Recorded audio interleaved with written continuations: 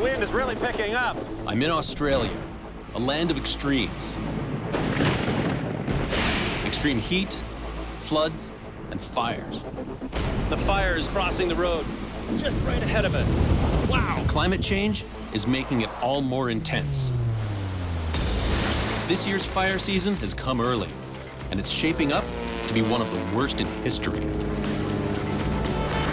That could get seriously big. Oh, shit's going to get fucking seriously big. We know life in Australia is becoming unbearably hot. But could climate change make the country uninhabitable?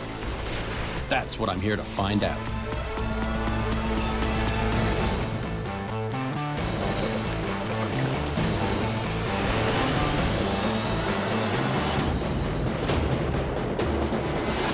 Australia is vast and diverse, with coasts that meet 5 different seas. Being down under usually conjures images of an idyllic life of surf and sand, but a more realistic portrait of the country is emerging, that of a hostile desert. The Central Australian outback. This place is inhospitable on a good day. Droughts and heat waves are commonplace here. Last summer, they experienced the hottest day on record, the hottest month on record, and the hottest summer on record. In fact, Australia had to add 2 new colors to its weather maps for temperatures hotter than 122 degrees Fahrenheit. Sun is something we escape here. Sun is something we avoid here. The sun will kill you here, quite literally. You're outside with no shelter, 3 days is all you got. I came to Australia on a mission of discovery to find out if climate change was causing this place to become uninhabitable. Flooding, droughts, and heat waves are nothing new here, but records show they're increasing in intensity and frequency. Deaths from heat waves have doubled in the last decade. Drought has drained reservoirs and driven families off the land they've farmed for generations. But what's fueling all these extremes? Without a doubt, this stuff's being driven up by the fact we've got more greenhouse gases in the atmosphere. The climate's warming, it's shifting to a hotter state. Australia is part of a global problem. Countries around the world are pumping more carbon into the atmosphere than ever before, mostly by burning coal, oil, and gas. The resulting extremes in weather, prolonged heat and bone-dry conditions, lead to vicious bushfires. Lightning is most often the spark. Victoria ablaze. Year after year, the fire season is starting earlier, lasting longer, and fires are burning more intensely. These things aren't just fires creeping along, these are firestorms. These are roiling, burning masses of gas that can just jump across grassy areas and start burning. They're huge phenomena that can move quickly, develop quickly, and fires are only going to get worse. Bushfires are almost 20 times more deadly and 80 times more destructive than a century ago. This morning in the Adelaide Hills, it's already a scorching 100 degrees Fahrenheit. The danger has been elevated last night up to catastrophic for today, and it doesn't really get any more dangerous than catastrophic. A decade ago, the worst fire weather conditions were called extreme. They've since had to add a level beyond that, catastrophic. So what the firefighters are demonstrating right now is their protection system. They have shields that come down on the inside of the glass and a water spray that surrounds the entire truck. So if the fire overtakes the truck, keeps these guys safe. That is impressive. And the risks for those on the front line are very real. Since 1980, 83 firefighters have been killed. I hope you guys never have to use it. Yeah, so do we. Thanks, guys. On a catastrophic fire day, access to burn areas is highly restricted. Oh, I reckon that's pretty good. The only way in is with the fire crews themselves. Go. Ian Tanner, a veteran with the Country Fire Service, is going to show me what they're up against. We've got conservation park on both sides, so it's mostly vegetation. Fuel. Fuel, that's exactly right, fuel. What the locals call vegetation, you call fuel. We're traveling along a ridge through the Mount Lofty ranges. On both sides are steep hills and valleys covered in dense bush. get a real sense now of what we're up against. And fire typically goes up. It's the one thing that can go uphill faster than downhill. All those houses up on that ridge line are almost undefendable on a day like today. So people are evacuating their houses on the speculation that maybe a fire might form. That's correct. So how many people are we talking about here? We could be talking about 100,000 people or more. That's a major evacuation. Obviously, not everyone does it. And Clearly. there's a house down there that's probably relatively safe. They would probably choose to stay home. The Moorcrofts are incredibly well armed in their fight to protect their home from fire. What I would really love is to see your sprinkler system in action. Okay. So what have you got going on? Their elaborate sprinkler system can create a wall of water approximately 130 feet around the house. We've lived here for 20 years and we haven't actually had a fire that's come within, well, a few hundred metres of the house. The water comes from a 5,000-gallon tank that's dedicated solely to firefighting. And so you got your personal bushfire kit? Radio. This is the channel that gives all the fire warnings. A headlamp. And this is all in the name of home protection. That's right. Just never know when it could happen, so you always need to be prepared. So if you live in the bush in Australia, the very bare minimum that you need to protect your property is this type of equipment. So we've got a report that just came in of a grass fire not too far away. And there's some other units that are being deployed. Okay. For the moment, it's probably in grassland. Oh, yeah, I see some smoke. Yeah. Firefighters and volunteers arrive at the scene very quickly. So where's the access? There's a low-intensity fire in a predominantly grassy area. It's roughly 40 acres in size. Here comes the crane. It's crucial firefighters act quickly. They know from experience they only have 15 minutes to get this fire out, because on a catastrophic fire day, conditions can change in a second.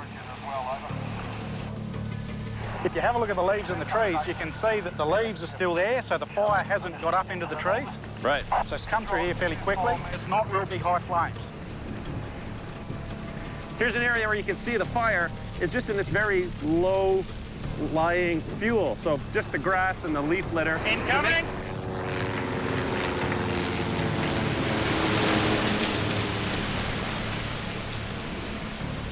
Fire retardants. In no time, the fire is pretty much out. These guys are really on the ball. They're so fast at what they do. Ground crews are backed by highly trained professionals and volunteers who dispatch crews and analyze fire behavior.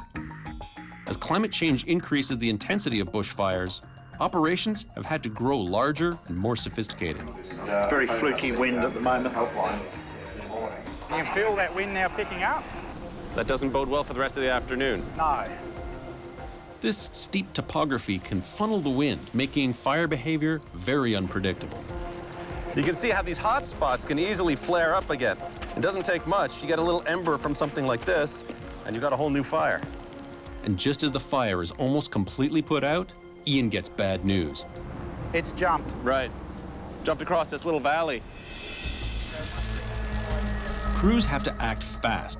They know that one ember in this thick brush with poor access could turn this small grass fire into a monster. And the fire is just right ahead of us. Wow! As climate change raises temperatures across Australia, it's fueling unprecedented bushfires. Okay, that fire behind us. What started as a small grass fire that was nearly put out has jumped into the thicker brush and is growing very quickly. It's coming up through the grass here. Water bomber overhead. You can see it's getting very, very close, and it's gonna jump this. This is no fire break. It's gonna go. We're getting called back. Yeah, we're going. It's spotted over the creek. Now, if it does that again and again, it gets very hard. Australian bushfires are notorious for jumping huge distances. This is largely because of the eucalyptus trees. Firefighters call them gasoline trees because fire moves incredibly fast up the trunk, along the string of bark to the canopy of the tree. Up there, broad leaves that are filled with combustible eucalyptus oil don't just burn, they explode, shooting flaming bark and leaves in all directions. Add a good wind, and fire can be thrown as far as 20 miles away.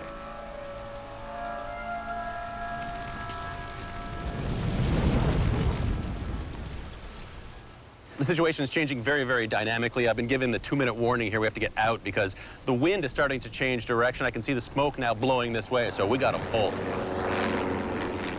The fire has fully taken in the scrub.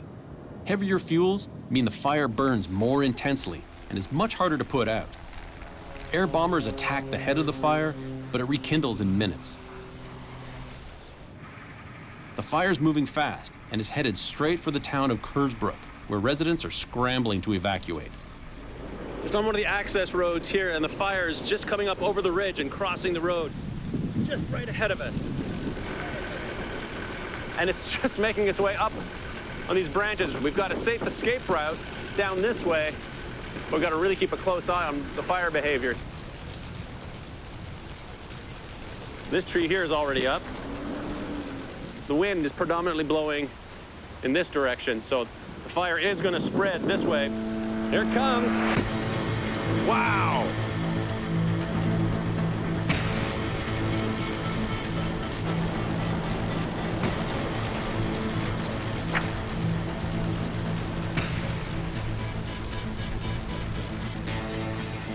In just a few hours, the fire has left a path of destruction through the hills 10 miles long and a half-mile wide.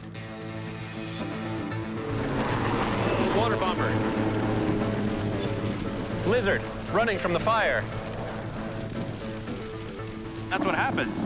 The fire just pushes all these animals out ahead, and they're just running for their lives. So I'm going to bring them over to a safe spot and let them free. Fire continues down the ridge, leaving total destruction in its wake. So you'll see it's not much left now. So all this fire damage is just moments old. It's still hot. Topography drew it to the top of the hill, and now it's heading south again at a fair rate of knots.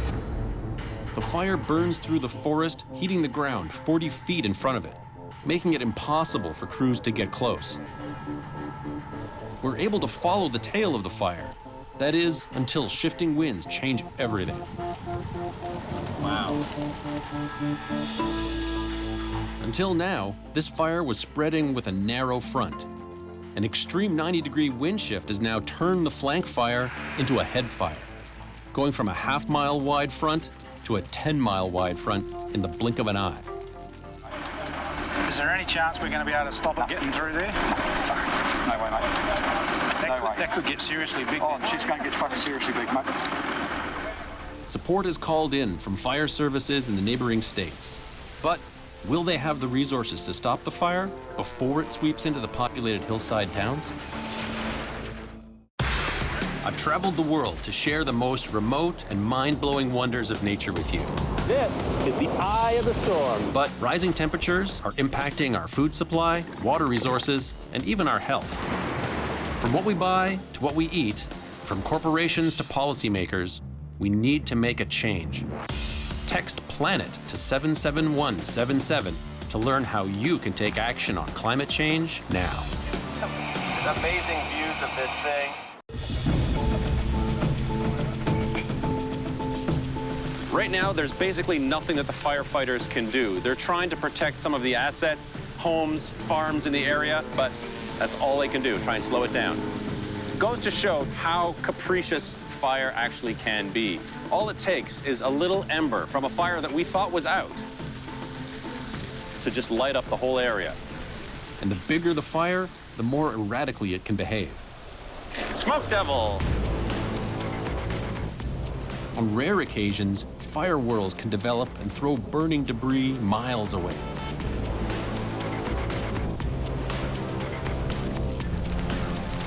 Whoa! This bunch of trees is basically exploding right here. The oil in the eucalyptus is picking up all that heat, and there was just this big surge.